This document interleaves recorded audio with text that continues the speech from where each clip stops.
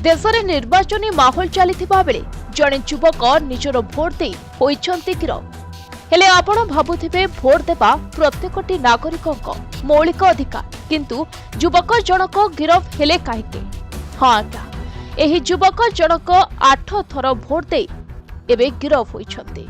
एपरिकी polling party suspend होइथिबा बेले booth रे पुणी थरे मतदान पाई होइछे निर्देश। आज देश में चली पंचम पर्याय मतदान। उत्तर प्रदेश एटारे जड़े युवक 8 थर भोट देबा परे गिरफ होइछन्ति। निजे 8 थर भोट देवार वीडियो मध्य सोशल मीडिया रे पोस्ट करिबा परे ए विषय रे जणा पड़िबारु तनाघना आरंभ होइथिला।